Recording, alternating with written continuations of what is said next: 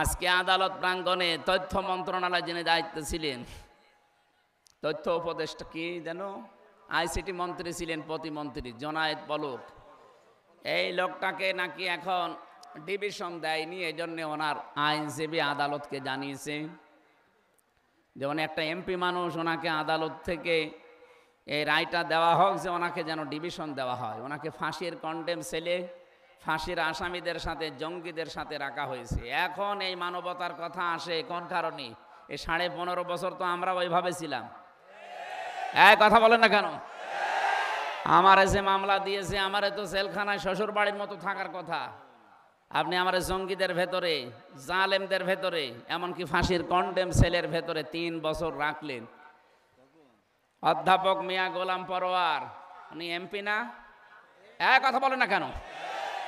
তারে তো ডিভিশন দিলেন না, তখন তো কোনো কথা আসে নাই মানবতার পক্ষে, মানবাধিকার লঙ্ঘন হচ্ছে এ কথা কখন বলেননি, এখন বলতেছেন মানে?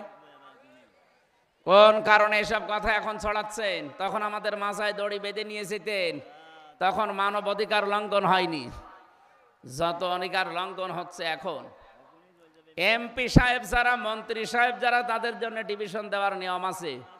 8 সাল থেকে শুরু করে আজকের এই দিন পর্যন্ত যারা নির্বাচিত হয়েছিল একটাও কি এমপি? কারণ নির্বাচন হয়নি। আপনি তো ভোট চোর। এই কথা বলে দেবেন। 15.5 বছরে যারাই নির্বাচিত হয়েছিল এরা যে এমপি পরিচয় দিতে ওদের লজ্জা লাগে না? জোতা পিটা করা দরকার। মানুষের অধিকারগুলো নষ্ট করে আবার পরিচয় দেয় আমি সাবেক এমপি। কিসের সাবেক এমপি আপনি? আপনাকে কেউ ভোট দিয়েছে? বলেন। ঘোড়াকেও যদি জিজ্ঞাসা করেন যে এখানে যিনি ছিলেন সাবেক এমপি, ঘোড়াও হাসবে। কি বলেন আপনি? এখন বাইরের দেশের মডল যারা আছে তাদের সিম্পিতি পাওয়ার জন্য যারা 2 বোন একসাথে পালিয়েছে, ওরা এখন মানুষকে জানাচ্ছে যে আমরা নির্বাচিত ছিলাম, আমাদেরকে উৎখাত করা হয়েছে। এরকম দাহা মিথ্যা কথা একজন হাসি মানুষ বলে কি করি? এটা হাসি না? সে যেভাবেই হোক হাসি। তো একটা হাসি মানুষ এত বড় মিথ্যা কথা বলে কি করি? তার ছেলে মেয়ে যে অবস্থায় আছে তারা বললে নাই মানুষ জানে যে ও মিথ্যা কথা বলিয়ে থাকে, ও বলুক। আর আপনি একটা হাসি মানুষ এরকম ডাহা চলছেন, তো মিথ্যা কথা বলছেন মানুষকে। শয়তান পর্যন্ত হাসে। কথা বলে না কেন? আমরা মন খারাপ করছি এই কারণে প্রতিবাদ করছি, কারণ আমি হাসি তো আমার গায়েও লাগে। আপনি মিথ্যা কথা বললে মানুষ বর্ণ করে যে হাসি মানেই পাঁচি। আমি আশা করছি যারা পালিয়েছেন, যারা অপরাধী, নিরপরাধ মানুষ কোনোদিন পালায় না, পালায় তো অপরাধীরা। কারণ জানে যে আমার জনগণ পেলে পিটিয়ে মেরে ফেলবে। আমি গত পরশুদিনও আসলাম মৌলভীবাজার থেকে, ওরা আমাকে নামিয়ে দিয়ে গেল হেলিকপ্টারে। আমি দেখেছিলাম যে হেলিকপ্টারের যে হুক আছে দরজায়, ও খুব শক্ত না, একটু ধাক্কা দিলে আমার মনে হয় ভেঙে যাবে। পাইলট আমি বলছিলাম যে এখানে যে সিস্টেম, একটু উঁচা করলেই তো পড়ে যাওয়া, বছর উঁচা করেন না। আমার মনে মনে হচ্ছিল আল্লাহ, 5 তারিখে যারা পালিয়ে গেল 2 বোন, একটু হুকটা খুলে যেতে পারেন। ও খুলে গেলে তো পড়ে যেত যে কোনো এক জায়গা, জনগণ পিটিয়ে কুকুরের মতো মেরে ফেলতো। কি রাগ বলেন তো? 1:30টার সময় পালিয়েছে, বিকাল 5টা বাজতে বাজতে একটা মূর্তিও দেশে রাখে না, সব মাটির সাথে মিশিয়ে দিয়েছে। ওর 2-3 দিন পরে আমি গিয়েছিলাম বাইরে, যেখানে যেখানে দেখলাম যে দেখি মূর্তি কয়েকটা আছে কিন্তু চোখ নেই, হাত নেই, সব কেটে কেটে বাদ দিয়ে দিয়েছে। না, এগুলো ঠিক নাই। সংস্কৃতি বাদ দেওয়া লাগবে। এটা মুসলমানের দেশ। আগামীতে কেউ যদি আসেন এই মূর্তির সংস্কৃতি যেন তৈরি না করেন। আমাদের জাতির পিতা হযরত ইব্রাহিম মূর্তির বিরুদ্ধে এসেছিলেন এই দুনিয়ায়। কথা বলেন না কেন? আর আপনারা 96% মুসলমানের দেশে এসে মূর্তি বানানো আরম্ভ করলেন। কত কোটি কোটি টাকা খরচ করে কুষ্টিয়ার 5 রাস্তার মোড়ে যেটা বানিয়েছিল, ছাতা এত শক্ত ভাঙা যাচ্ছিল না, শেষে ক্রেন নিয়ে এসে ভেঙেছে। হ্যাঁ, জেনাইদা তো দেখলাম মূর্তির সাথে আর এক মূর্তি টাঙিয়ে রেখেছে, সব উলঙ্গ করি। ওরে কারা মেরেছে আমি জানি না, আমার মনে হয় আরো বেশি মারার দরকার ছিল শয়তানরে। এমনকি এই জায়গায়, এই ময়দানে মনে হয় গত বছরে এক আলেম আসার কথা ছিল, হাবিবুল্লাহ না কি জানো, তাকে কারা যেন নামিয়ে দিয়েছে স্টেজ থেকে। কোরআনে কারিমের প্রচারে যারা বাধা দিয়েছে এরা ডাইরেক্ট ফতোয়া কাফের। যারা বাধা দিয়েছিলেন কারা আমি জানি না, পালিয়েছে আশা করছি। যদি পালিয়ে না থাকে ওরা ওদের মরে গেলে যেন জানাজা না হয়, কারণ ও এমনিও জাহান্নামে যাবে, অমনিও জাহান্নামে যাবে। ওরা আগে থেকেই পুড়িয়ে ফেলবেন, তাহলে অন্তত কবরের জায়গাটা বেশি যাবে। 3.5 হাত জায়গা একটা মানুষ ঘর করে থাকতে পারবে? কথা বলে না কেন? আমি 3 বছর সে ঘরে ছিলাম, ওটা 3.5 হাতই, এদিকে 3.5 হাত, এইদিকে 2.5 হাত। তো একটা কবরও তো এরকম জায়গায় লাগে। অন্তত যারা কোরআন বাধা দিয়েছে এই ঝিনাইদহ হরিণাকুণ্ডুতে, এমনকি সারা বাংলাদেশে আলেমদের মাইক কেড়ে নিয়েছে, এরা মারা গেলে যেন জানাজাও না হয়, কবরে দেওয়া না হয়। ফতোয়া হামজা, আমি বানালাম এটা। সূরা তাওবার 84 নম্বর আয়াতে আল্লাহ ফতোয়া দিয়েছেন, ওয়ালা তুসাল্লি আলা আহাদিম মিনহুম মাতা আবাদা ওয়ালা তাকুম আলা কবরি ইলা আখিরি আয়া। আল্লাহ পাক বলেন, হে নবী, এদের কবরের পাশে দাঁড়ানো দূরের কথা, এদের জন্য দোয়াও করবেন না। শব্দের দিকে খেয়াল করেন, ওয়ালা তুসাল্লি আলা আহাদিম মিনহুম, বহুবচন দিয়েছেন, এটা জমির। শুধুমাত্র এটা আব্দুল্লাহ ইবনে উবাই না, এর মতো চরিত্র দুনিয়া যারাই তৈরি করবে, উপরে ফিটফাট, ভেতরে সদরঘাট। আব্দুল্লাহ ইবনে উবাইয়ের উপরে কিন্তু ঠিক ছিল, নবীজির পেছনে নামাজ পড়তো, নবীজির সাথে রোজা রেখেছে, নবীজির সাথে ইফতারি করেছে, ওর দাড়ি টুপি পাগড়ি জুব্বা সব ওকে ছিল। শুধু সমস্যা ছিল রাজনৈতিক জীবনে ও বিশ্ব নবীকে নেতা মানত না, ওর নেতা ছিল আবু জেহেল। ওর পড়া জীবন আমি পড়ে শুধু একটাই ভুল পেয়েছি, এই একটা ভুলে যদি ওকে আল্লাহ জাহান্নামে না জাহান্নামের নিচে দিয়েছে। ও যে জাহান্নামের একেবারে নিচে আছে, প্রমাণ সূরা নিসা, ইন্নাল মুনাফিকিনা ফিদ দারকিল আসফালি মিনান নার। আসফাল ইসমে তাফজিল, এটা সুপারলেটিভ ডিগ্রি, এর চাইতে বড় শব্দ আর আরবিতে হয় না। আল্লাহ পাক বলেন ও তো জাহান্নামে গেছে, জাহান্নামের একেবারে নিচে গেছে। ওয়ালাং তাজিদ লাহুম নাসীরা, এরপরে লাং হুম, কত কঠিন কঠিন শব্দ জানেন এটা। তাজিদা মোজারে, এটা বর্তমান ভবিষ্যৎ, প্রেজেন্ট ফিউচার। এর আগে যদি লান আসে বাংলা অর্থ হয় কখনো হবে না। আল্লাহ গ্যারান্টি দিচ্ছে এদেরকে সাহায্য করা হচ্ছে না, হবে না। কেন? আল্লাহ আব্দুল্লাহ ইবনে উবাইয়ের নাম জানে না, তাহলে নামটা দিল না কেন? হোম দিয়েছেন এই কারণে। উবাই শুধু একজন না, কিয়ামত পর্যন্ত এরকম চরিত্রের মানুষ আসবে, তাদের উপরে এরকম আব্দুল্লাহ বিন উবাইয়ের মতো ফিটফাট থাকবে, ভেতরে থাকবে সদরঘাট। এ ঝিনাইদহ নেই? বলেন। আপনাকে আমি সতর্ক করছি, এরপরও যদি উল্টা বোঝেন আপনারও স্থান হবে উবাইয়ের মতো। আপনি খালি মরিয়েই যাবেন, শুধু জানা যায় নাম কাওয়াজতে হবে, কবরে দেওয়া হবে, কিন্তু জাহান্নামের আগুন থেকে বাঁচতে পারবেন না। এই লোকটা বেঁচেছে জাহান্নাম থেকে, এক কথা বলে না কেন? ওকে আল্লাহ শুধু জাহান্নামে দেয়নি। কোরআনে কারীম সূরা নিসা 5 নম্বর পারা 19 নম্বর পৃষ্ঠার 15 নম্বর লাইনে 138 নম্বর আয়াতের শেষের দিকে আছে, আল্লাহ পাক বলেন, ইন্নাল্লাহা জামিউল মুনাফিকিনা ওয়াল কাফিরিনা ফি জাহান্নামা জামিআ। অবশ্যই আমি জাহান্নামে একত্রিত করব মুনাফিক এবং কাফেরদের। ঝিনাইদহবাসী আল্লাহ আগে নাম দিয়েছেন মুনাফিক না কাফের? মুনাফিক। বলেন বলেন। ইন্নাল্লাহা জামিউল মুনাফিকিনা, অবশ্যই আমি আল্লাহ একত্রিত করব ফি জাহান্নামা, জাহান্নামের মধ্যে। আগে মুনাফিক, এরপরে কাফের। তার মানে মুনাফিক একেবারে নিচে, এরপরে কাফেররা থাকবে। বলেন তো আবু জেহেল কাফের না মুনাফিক? আরো জোরে বলেন, আরো জোরে বলেন। কি বুঝলেন এখান থেকে? আয়াতটার তাফসীর পড়ার পরে আমি আশ্চর্য হয়েছি, আল্লাহ মুনাফিকের উপরে এত রাগ যে ওদেরকে আরো নিচে দেবে। আবু জেহেল আবু লাহাবকে আল্লাহ এত নিচে দেবে না। এবার আসেন, যে মুনাফিক এটা তৈরি হয় কোন ইহুদির ভেতরে আপনি মুনাফিক পাবেন না, খ্রিস্টানের ভেতরে মুনাফিক পাবেন না, বৌদ্ধদের ভেতরে, মুশরিকদের ভেতরে, হিন্দুদের ভেতরে মুনাফিক তৈরি হয় না, মুনাফিক তৈরি হয় শুধুমাত্র মুসলমানদের ভেতরে। যেহেতু এই দেশে ৯৬% মুসলমান, সুতরাং মুনাফিক থাকার সম্ভাবনা, বলুন বলুন। এখন এটা কে, যেহেতু আমরা মানুষের অন্তর খুলে দেখতে পারি না, এই জন্য তো বলা যাচ্ছে না। হ্যাঁ, কিছু সিমটম আছে। যারা কথা বললেই মিথ্যা কথা বলে, ইদা হাদ্দাসা কাযাবা, কথা বললেই যারা মিথ্যা বলে, বুঝবেন এর ভেতরে মুনাফিকের জার্ম আছে। আর বাংলাদেশে এটা বেশি। আমি সিঙ্গাপুর, মালয়েশিয়া, থাইল্যান্ড সহ কয়েকটা দেশ ঘুরলাম কয়েকদিন আগে, কই সেখানে তো মিথ্যা পাইনি। হ্যাঁ, তারা আল্লাহ বিশ্বাস করে না, কিন্তু মিথ্যা কথা কম বলে। আমরা আল্লাহতে বিশ্বাস করার পরও সব চাইতে বেশি মিথ্যা কথা বলি। এই যে এখনো মিথ্যা কথা ছড়িয়ে যাচ্ছেন যে আমি নির্বাচিত ছিলাম, এটা মিথ্যা কথা না? কথা বলে না কেন?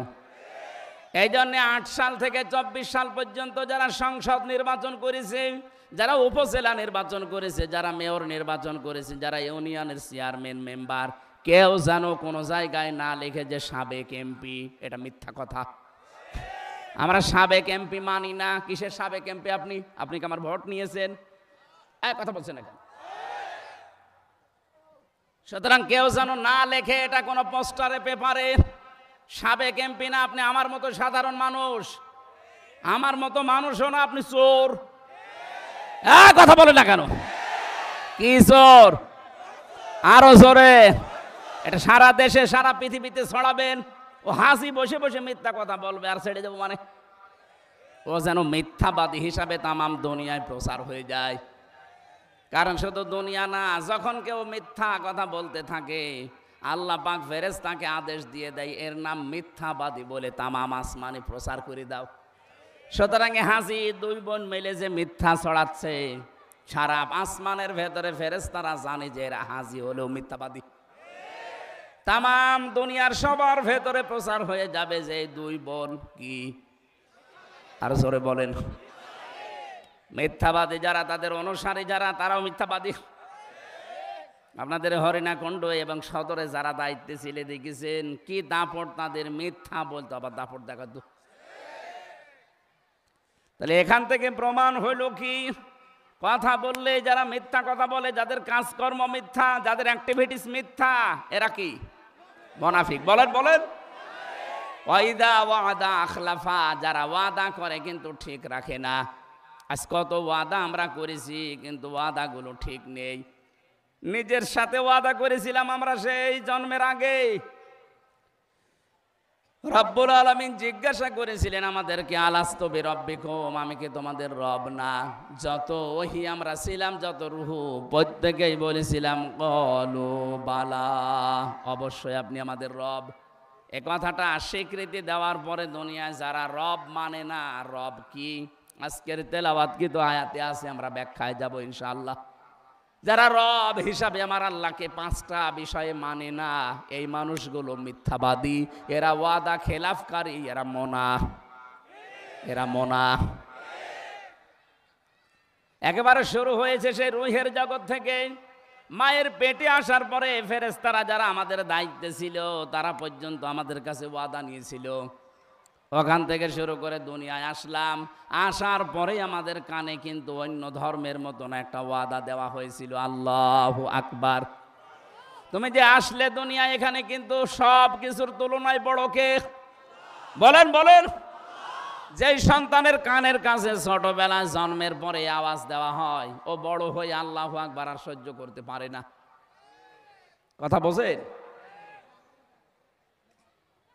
আমার মনে হয় ছোটবেলায় যাদের কানের কাছে আল্লাহু আকবার বলা হয়েছিল, বড় হয়ে যারা মানতে চায় না, ওদের জন্মে ভেজাল আছে। এত নিচে নামা ঠিক হইল না? ঠিকই আছে, ঠিক নেই মানে 100% ঠিক আছে, আরো কম বলা হচ্ছে। ওরা যা করেছে কম বলা হচ্ছে। মাটির নিচে আয়না ঘরের নাম আপনারা শুনেছেন শুধু, আমি তো বাস্তবে কয়েকদিন থেকে দেখেছি। এত খারাপ আচরণ করে মানুষের সাথে এরা। পালিয়েছে, না পালালে আমার মনে হয় মানুষ যাদের ওপরে রাগ আছে পিটিয়ে মেরে ফেলতো। কত মানুষের কান্নার আওয়াজ পেতাম শুনতে। এতে এত বড় বড় নখ হয়ে গেছে।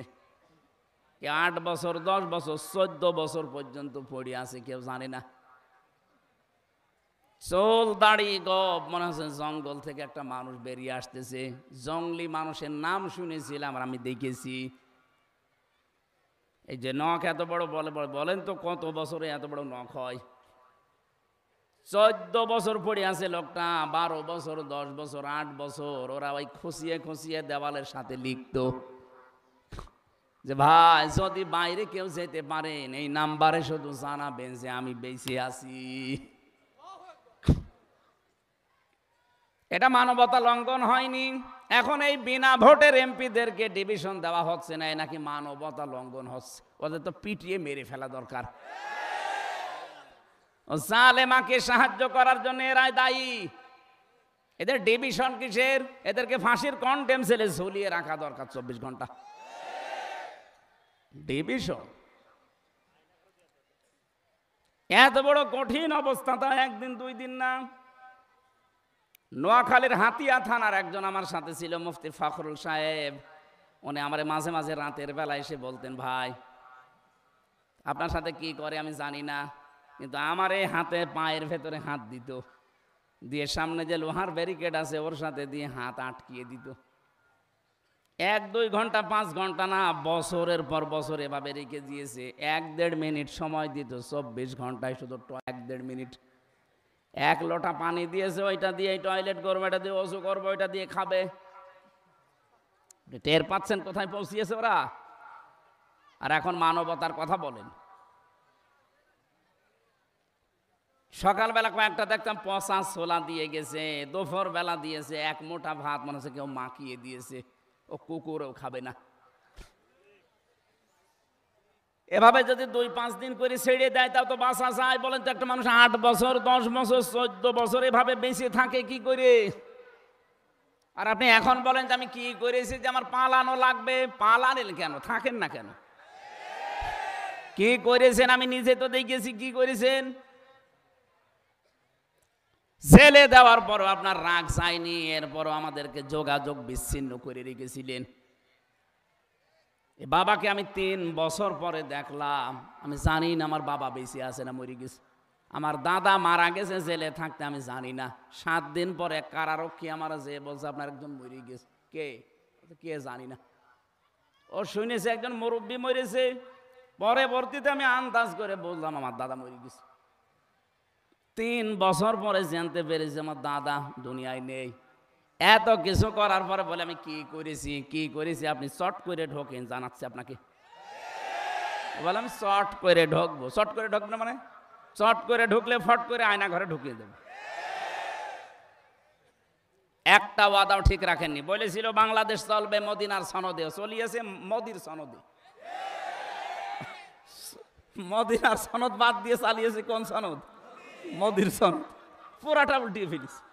মদিনার সনদে চললে মানুষকে আয়না ঘরে রাখা হয়, গুম করা হয়। এই ভার্সিটির 2টা ছেলেকে গুম করেছে আজ 8-9 বছর আগে, আজও সন্ধান পাওয়া যায়নি। কত মেধাবী ছেলে তারা, মোকাদ্দাস আর অলিউল্লাহ। এই কথা বলছে না কেন? এ তো 1টা 2টা না। আমার মনে হয় আমি যখন ওই মাটির নিচে ছিলাম আমি শুনতে পেয়েছিলাম যে ইলিয়াস আলী বিএনপির ওই নেতা বেশি আছে, কিন্তু না, ওর মেরে ফেলিস তারে। এত অত্যাচার করার পরও এরা যদি এখনো বলে যে কি হয়েছে আপনি জানেন, আপনি তো টের পাননি কি হয়েছে। আপনার ছেলে যদি ওই অবস্থায় থাকতো আপনি টের পেতেন। এই জন্য আশা করছি জালেমরা যেন কিয়ামতের আগে এই দেশে আর প্রতিষ্ঠিত হতে না পারে। দরকার হয় এই হরিণাকুণ্ড বাজারে বিভিন্ন জায়গায় জালেমদের বড় বড় ছবি টাঙিয়ে রাখবেন। ওদের কেউ আসলে পিটিয়ে এক জায়গায় করে বটগাছ বানিয়ে রাখবেন। ঘন্টামি করা জায়গা পাও না। খবিয়াতান শব্দের কথা বলেছিলাম, যে আল্লাহ উজাড় গৃহ বানিয়ে দিয়েছে। কেন? কারণ তাদের জুলুমের কারণে। এই যে জুলুমের এই নিদর্শনগুলো, ইন্না ফি যালিকা লাআয়াতান লিকাউমিন ইয়ালামুন, এই যে লাম দিয়েছেন। এই আপনি কথা বলেন কেন? দাঁড়িয়ে থাকে থাক, বসে থাকে থাক, এক কথা শোনেন, এমনি সময় কম। এখানে লামে তাকিদ আছে, যারা আরবি গ্রামার জানেন আল্লাহ বলেন এর ভেতরে নিদর্শন আছে, যারা জ্ঞানী মানুষ তাদের জন্য কি নিদর্শন আছে, শিক্ষা আছে। আমি যা পেয়েছি শোনেন। আল্লাহ জানাতে চেয়েছেন, হে নবী, এই হানিফের বাড়ি আতার বাড়ি, আপনার এই সমীরের বাড়ি কি করেছেন আমি জানি না। এরকম বহু নেতা এই দেশে 630টা থানা আছে, প্রতিটি থানায় কম বেশি এই 15 বছরের জুলুম হয়েছে। সবচাইতে বেশি হয়েছে ঝিনাইদহ জেলার মহেশপুরে। কথা বলিস না কেন? বাংলাদেশের সাতক্ষীরা পুরা জেলা মিলে উজাড় করে দিয়েছে, বুলডোজার দিয়ে ঘর ভেঙে দিয়েছে। ওদিকে চাঁপাই নবাবগঞ্জ, ওদিকে চট্টগ্রাম, কি অবস্থা করেছে আপনি নিজে যদি ওই সময় দেখতেন, চোখের পানি রাখতে পারতেন না। একটা বিধবা মেয়ে লোক, যার স্বামী মারা গেছে, ছেলে মারা গেছে, তাকে পর্যন্ত এক কাপড়ে বাড়ি থেকে বের করে দিয়েছে। খালেদা জিয়া ওই দিন যে কান্নাকাটি করেছিল আপনি দেখেছেন। যত কঠিন অন্তরের মানুষ হন, আপনার চোখ দিয়েও পানি বের হবে। অথচ 3 বারের প্রধানমন্ত্রী, কথা বলে না কেন? সাবেক সেনাপ্রধানের স্ত্রী, সে একজন, তার সম্মান কি? অথচ তার বাড়ি থেকে এক কাপড়ে বের করে দিলেন। এখনো পর্যন্ত বিএনপিতে যারা আছে তারা এই জালেমদের সিম্পিতি দেখায় না। যা হয়েছে হয়েছে, যা হয়েছে হয়েছে, মানে জালেমদেরকে সাহায্য করা, মাফ করে দেওয়া মানে মজলুমের প্রতি অবিচার করা। আমার এই মামলার সাথে যারা জড়িত, এদেরকে যদি কেউ মাফ করে দেয়, তাহলে আমার সাথে অবিচার করা হবে। আমিও মাফ করতে পারি।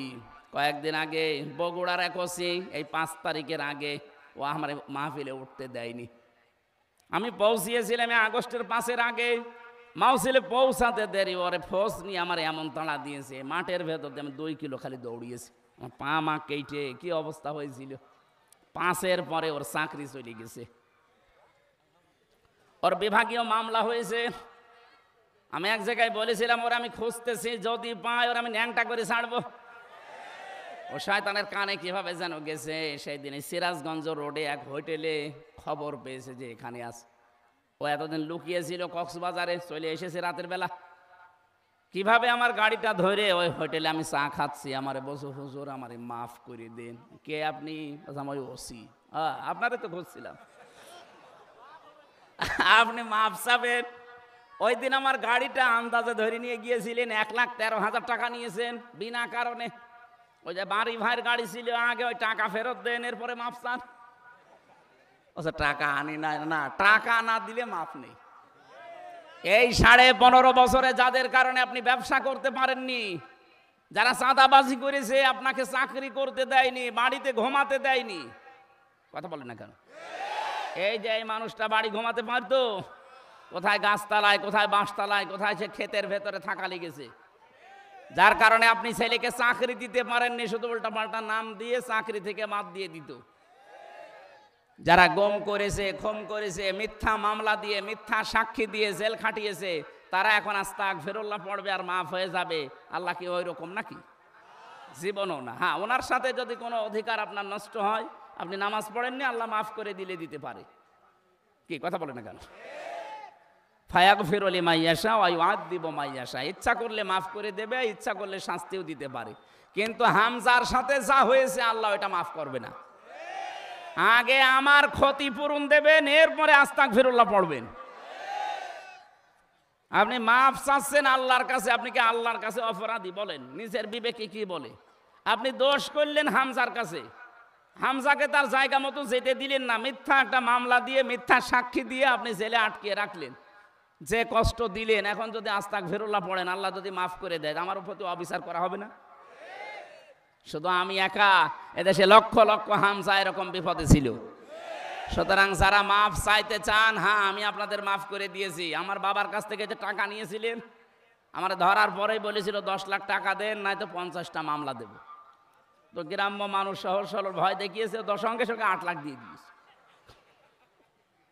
আর ধাপে ধাপে তো টাকা নিতেই আছে। আমি আকিস গ্রুপে চাকরি করতাম, সেখান থেকে 35 লাখ টাকা নিয়েছে শয়তান। বলেছে নাই তা আপনাদেরও জড়িয়ে দেব। তারা তো সেই রকম কোম্পানির লোক, ভয়তে তারাও দিয়ে দিয়েছে। 35 লাখ চেয়েছিল, আমি শুনলাম 22 লাখ। সেদিন আমার সাথে মালিকের কথা হলো, বলছে আমার কাছে 22 লাখ টাকা নিয়েছে।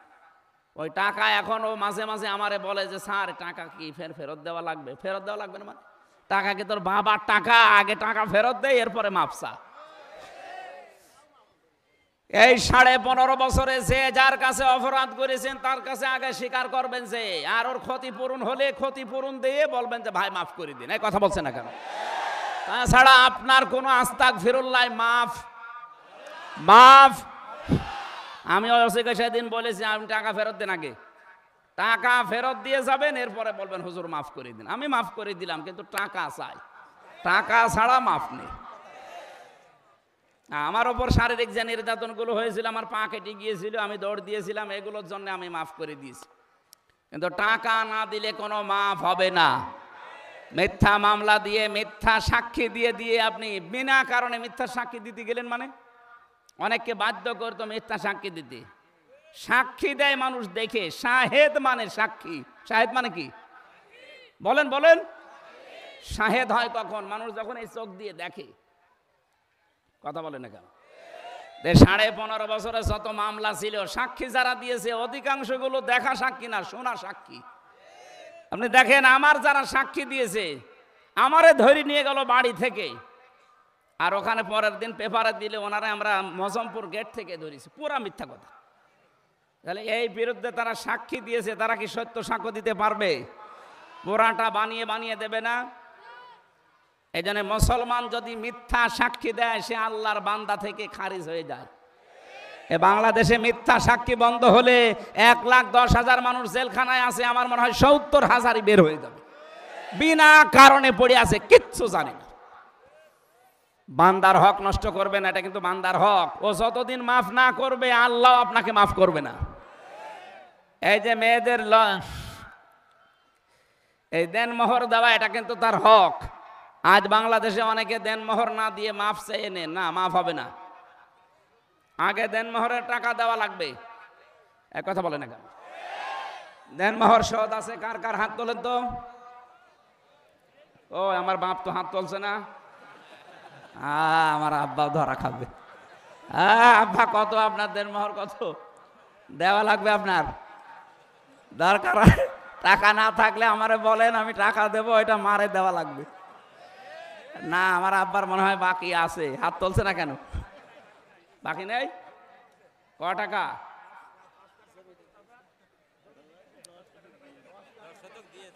ঠিক আছে, তাহলে আমি জানতাম না 5,000 টাকা দেনমোহর হয়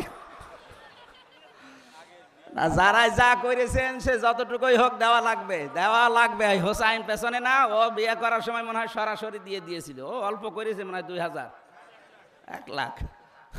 একটু বেশি করা লাগবে যার যে সামর্থ্য আছে। আর একটা জিনিস এই দেশে একটা ভেজাল চলছে, এটাও বান্দার হক নষ্ট হওয়ার শামিল। এই যে বরযাত্রী যাওয়া, আমিও করেছিলাম এটা না বুঝে। আমার বরযাত্রী বেশি ছিল না, 8-9 জন। কিন্তু এখন যারা এই 150-200 মানুষ নিয়ে যাচ্ছেন মেয়ের বাড়িতে, না, এই বরযাত্রী খাওয়া জায়েজ নেই। অলিমা খাওয়া জায়েজ আছে। অলিমা হবে ছেলের বাড়ি না মেয়ের বাড়ি? বলেন বলেন। সম্মানিতা মা বোন যারা এসেছেন, বরযাত্রী আসবে, এই বিয়ে আর করবেন না। ও এমনি বাধ্য হয়ে বিয়ে করবে। আপনারা শক্ত হন, দেখেন, ও বাধ্য হয়ে বিয়ে করবে। করবে না মানে ওর বাপ করবে। আপনারা শক্ত হবেন, বলবেন না কিসের বরযাত্রী, দরকার হয় আমরাই উল্টো করে মেয়ের বাড়ি থেকে আপনার বাড়ি যাব। কারণ নবীজি যত বিয়ে করেছিলেন, বরযাত্রী না অলিমা? আরো জোরে বলেন। মাওলানা হোসাইনের 2 মেয়ে, আমারও তো 3 মেয়ে। এই জন্য বারবার অলিমার কথা বলছি যেন আমরা বেশি যাই না। ভাই, এটা হাদিস। হক কলেবাদ নষ্ট হচ্ছে এর দ্বারা। আশা করছি সামনে হাসি খুশি হোক আর পাগলামি করে হোক, কোনো ছেলের বাবা এই কাজ করবেন না। আপনি নিজেও জাহান্নামে যাচ্ছেন হারাম খাবার খেয়ে, ওই বরযাত্রীগুলো হারাম খাবার খাওয়াচ্ছেন। কারণ মেয়ের বাবা তো আর ইচ্ছা করে আপনাকে খাওয়াচ্ছে না, বাধ্য হয়ে। এই কথা বলে না কেন? 18 বছর, 20 বছর, 25 বছর একটা মেয়ে এত সুন্দর করে মানুষ করার পর কষ্ট করে আপনাকে দিচ্ছে, এরপরও 150 মানুষ খাওয়ানো লাগবে মানে? আপনি এত বড় জালেম। বরযাত্রী গেছেন কারা কারা? হাত তোলেন তো। এই ফকির, আমরা আর বরযাত্রীর সামনে যাব না, যে বিয়েই হোক যাব অলিমায়। কিসে যাব? হক্কুল ইবাদের ভেতরে সূরা নিসার 36 নাম্বার আয়াত, 35 নাম্বার আয়াত না 36 নাম্বার আয়াতে হক্কুল ইবাদের এখানে সিরিয়াল করা আছে। আপনার প্রতিবেশীরও হক আছে। আজ হাজারো মানুষ নামাজ পড়ে রোজা করে, কিন্তু প্রতিবেশীর সাথে আচরণ খারাপ করে, তার হক আদায় করে না, এই লোকটা কিয়ামতে ধরা খাবে। নবীজি বলেন, আমাকে জিবরাইল এত বেশি প্রতিবেশী সম্পর্কে কথা বলছিল, মনে হচ্ছে আমার জমি জায়গার ভাগ প্রতিবেশীকে দেওয়া লাগবে। অথচ অনেক মেয়ে আছে, অনেক পুরুষ আছে, প্রতিবেশীর সাথে ঝগড়া করে কথা বন্ধ করে দেয়। কথা বলে না কেন? আপনি ছাড় দেবেন প্রতিবেশীকে, দুনিয়ায় যদি কিছু নাও পান, কিয়ামতের ময়দানে প্রতিবেশীর এই ছাড়ের কারণে আল্লাহ পাক আপনাকে মাফ করে দেবেন। যারা জমি জায়গা ফাঁকি দেন, হক হক, এই যে জমির শরিক ফাঁকি দেওয়া, দুইটা ক্ষতি হবে আপনার। আমার বংশে আমি অনেককে পেয়েছি যারা শরিক ফাঁকি দিয়েছে, তাদের দুইটা ক্ষতি হয়ে গেছে। এক নম্বরে তাদের চেহারা নষ্ট হয়ে যাবে, দুই নম্বরে মরণের সময় তারা ঈমান পাবে না, বেঈমান হয়ে মারা যাবে। বোনের জমি ফাঁকি দিয়ে বসে আছেন, ভাইয়ের জমি ফাঁকি দিয়ে বসে আছেন, হজে যাবে, হজে যাওয়ার আগে ছেলের নামে ভালো ভালো জমি জায়গাগুলো সব লিখে দেয়, আর মেয়ের মাথায় হাত দিয়ে বলে, মা তোর জন্য দোয়া করে দিলাম। এটা একটা নির্ভেজাল শয়তান। এক কথা বলে ডাকারো, এইটা না, এইরকম যারা আছে শরিক ফাঁকি দেওয়া যাবে।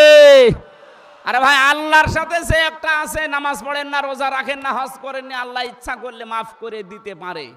তো হক্কুল ইবাদ এটা জীবনও মাফ হবে না যতক্ষণ ওই লোকটা মাফ না করবে। বলেন, আগে মেয়ের জমি ফেরত দেন, এরপরে বলেন তোর জন্য দোয়া করলাম। কথা বলেন না কেন?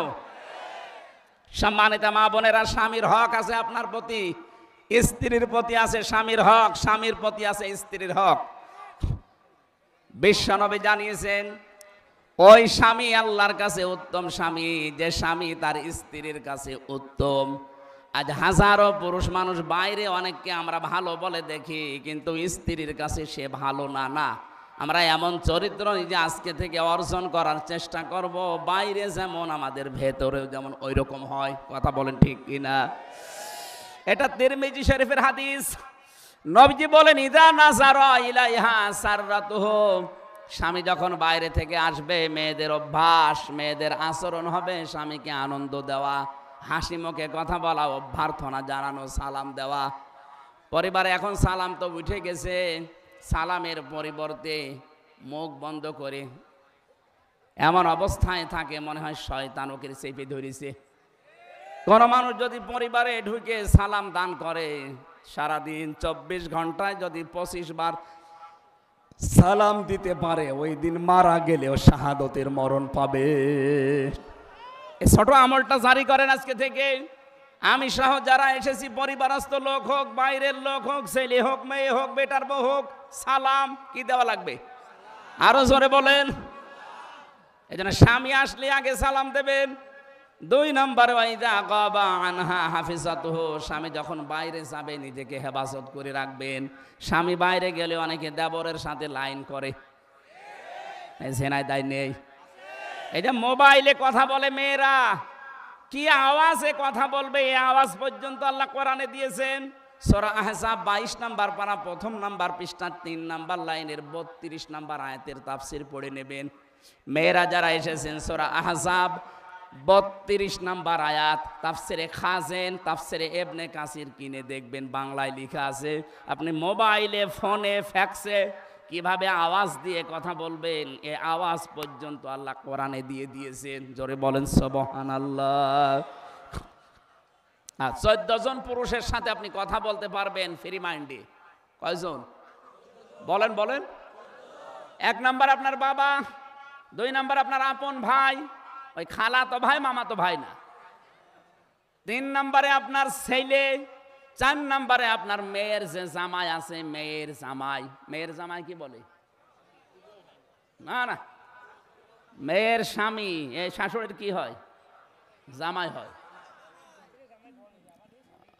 এদিকে স্বামী বলে, ওই রংপুরের লাইনে একটু ঝামেলা, ওরা জামাই বলে শেষে উল্টিয়ে যায়।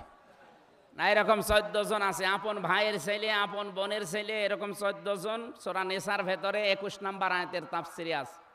এই 14 জন পুরুষের সাথে আপনি খোলামেলা দেখা করতে পারবেন। খোলামেলা মানে কি? শুধু মুখমণ্ডল, হাতের কবজি আর পায়ের পাতা বাদ দিয়ে আবার পুরা শরীর ঢেকে রাখা লাগবে। এই জন্য মেয়েরা যারা এসেছেন এখানে, ইসলামী মাইন্ডের যারা আছেন, শাড়ি পরা বাদ দিয়ে দেবেন। শাড়ি পরলে পর্দা আদায় হয় না। আপনি সালোয়ার কামিজ বানাবেন। কি কথা বলছেন না কেন? আর এই যে হেজাব আছে মাথার, পুরা মাথা দিয়ে, বুক দিয়ে, পিঠ দিয়ে ঢেকে যায়, একটু বড়, এটা দিয়ে নামাজও হবে, পর্দার মতো ফরজ বিধানও আদায় হয়ে যাবে। হঠাৎ করে কারো সামনে পড়লে আপনার যেন পর্দা লঙ্ঘন না হয়। এই জন্য আজকে থেকে শাড়ি মাইনাস, শাড়ি ডিলিট করে দেবেন, এখন থেকে সালোয়ার কামিজ বানাবেন, ঠিক আছে? আমি মদিনার মিউজিয়ামে গিয়েছিলাম, হযরতে ফাতেমাতুজ জোহরার পোশাক ওখানে একটা আছে, ওনার কি জানি না, কিন্তু ওইটা এখন দেখায়। এই যে এত পর্যন্ত হাত, এখন পা পর্যন্ত লম্বা, আপনার ভেতরে ব্লাউজ থাকবে, নিচে ছায়া থাকবে, পায়জামা থাকবে। আশা করছি এই বিষয়গুলো সামনে থেকে, মেয়েদের এটা ইবাদত। এটা কি বলেন তো? আমরা মনে করি শুধু নামাজ পড়া, রোজা রাখা আর বোরকা পরা ইবাদত না, এইটাও ইবাদত। স্বামী বাইরে গেলে নিজেকে হেফাজতে রাখবেন, স্বামীর সম্পদ, স্বামীর সন্তান। স্বামীকে না বলে আপনি ফকিরকে দানও করতে পারবেন না। আর আপনি স্বামীকে না বলে চুরি করে দোলা ভাইকে দিয়ে দিচ্ছেন, বলেন সুবহানাল্লাহ। 3 নম্বরে ওয়াতুইনু আলা দীনি যাওজাতিহা, স্বামী যদি বাইরে থাকে, দ্বীনের কাজে, ইসলামের কাজে, মানবতার কাজে তাকে সাহায্য করবেন, উদ্বুদ্ধ করবেন, সময় দেবেন, ছাড় দেবেন। এই কথা বলেন না কেন? আপনার স্বামী বাইরে মানুষের জন্য কাজ করে বেড়ায়, দ্বীনের প্রচার করে, দ্বীন প্রচারের জন্য কাজ করে, আপনি শুধু বাড়িতে বসে তাকে একটু ছাড় দেন, বাড়ি বসে বসে আপনি ওই কাজের সওয়াব পেয়ে যাবেন। এই জন্য সুস্থ অবস্থায় যদি আমরা ইবাদত বন্দেগীগুলো করি, অসুস্থ হয়ে গেলে ওই ইবাদতের সওয়াব আল্লাহ জারি করে রাখবে, বন্ধ করবে না। জোরে বলেন আল্লাহু আকবার। 4 নম্বরে, স্বামী যদি আপনাকে কোনো জায়েজ কাজের হুকুম করে, জীবন থাকতে আপনাকে মানা লাগবে। আল্লাহ আপনাকে তৌফিক দিন, বলেন আমিন। কি এটা কি? ঠিক আছে, এটা এখানে লিখেছেন আপনারা, সম্মানিত মেহমান সালামবাদ। মহিলারা ইসলামী আন্দোলন করতে পারবে কিনা? কি পারবে না মানে ফরজ। নারী পুরুষ প্রত্যেকের জন্য দিন কায়েমের চেষ্টা করা ফরজ, কিন্তু ক্ষেত্র হবে আলাদা। মেয়েদের ক্ষেত্র মেয়েদের ভেতরে, পুরুষের ক্ষেত্র পুরুষদের ভেতরে। কথা বুঝতেছেন? কিন্তু দিন কায়েম করা এই জমিনে নামাজের মতো, রোজার মতো, এটা ফরজ। এটা না হলে আপনি নামাজও সঠিকভাবে পড়তে পারবেন না, এটা না হলে রোজাও আপনি ঠিক মতো রাখতে পারবেন না। এই জন্য নারী হোক পুরুষ হোক, স্ব জায়গায় থেকে দিনের কাজ করা ফরজ। ফরজ এবং ফরজ আমাদের ছাড় দেওয়ার মন মানসিকতা, স্বামী স্ত্রীকে, স্ত্রী স্বামীকে আল্লাহ যেন দান করে দেয়। আর মাঝে মাঝে এই দোয়াটা জারি রাখবেন। সূরা ফুরকানের ৭৪ নম্বর আয়াত, রব্বানা হাব লানা মিন আজওয়াজিনা ওয়া যুররিয়াতিনা কুররাতা আ'য়ুনিন ওয়াজআলনা লিল মুত্তাকিনা ইমামা। বলেন আল্লাহু আকবার। এটা পরীক্ষিত দোয়া। যদি আপনি এই দোয়াটা একাধারে 3 মাস পর্যন্ত পড়তে পারেন প্রতিনিয়ত নামাজের পর, বলা হচ্ছে, আল্লাহ তুমি আমাকে একটা নেককার স্ত্রী দাও, সন্তানগুলো এমনভাবে তৈরি করে দাও যাদের দেখলে আমার চোখ জুড়িয়ে যায়। এটা তো কোরআনের আয়াত, আল্লাহ নিজে আয়াতটা বানিয়েছেন। আমরা যেন আজকে থেকে পারিবারিক জীবনে আয়াতটা পড়ি, বলেন আমিন। এজন্য হক মেয়েদের যে 4টা বললাম, যদি মেয়েরা 4টা হক পরিবারে আদায় করে, জান্নাতের 8টা দরজা আল্লাহ মেয়েদের জন্য খোলা রাখবেন, বলেন সুবহানাল্লাহ। রব সম্পর্কে আলোচনার জন্য আমি বসেছিলাম, তা আপনারা সময়টা মানে দেরি হয়ে গেছে। আগামীতে এই জোড়াদা স্কুলে, হাই স্কুল জোড়াদা, এবং এর পাশের গ্রাম কি যেন রামদিয়া না, ওই যে ডাক্তার নজরুল সাহেব নিয়েছে কাজীপুর, ওখানে আমি আসবো। সামনে আসলে ওই জায়গায় রাতের বেলা ওখানে কথা বলবো ইনশাল্লাহ। আর আজকে মাহফিল আছে, আমার সাথে জেলে ছিলেন মুফতি জসিমউদ্দিন রহমানী সাহেব, 12 বছর তিনি জেল খেটেছেন। উনি আসবে আপনাদের হরিণাকুণ্ড উপজেলা ফুটবল ময়দানে, আজকে মনে হয়, আজকে অবশ্যই যাবেন। খুব ভালো আলেম, যদিও উল্টাপাল্টা মামলা দিয়ে তার জীবনটাও নষ্ট করে দিয়েছে সরকার। ওখানে যাবেন, কথা শুনবেন মুফতি জসিমউদ্দিন সাহেবের, আমার সালাম পৌঁছাবেন ওখানে। আমি মনে হয় আজকে আর চালাতে পারছি না, কারণ আর 2-3 মিনিট পরে আজান হবে। এখানে নামাজ যারা পড়বেন আশপাশে পড়ে নিন। আমার রাত্রে মাহফিল আছে শৈলকুপা বাজারে, ওখানে যাওয়ার দাওয়াত দিলাম। আল্লাহুম্মা আমিন।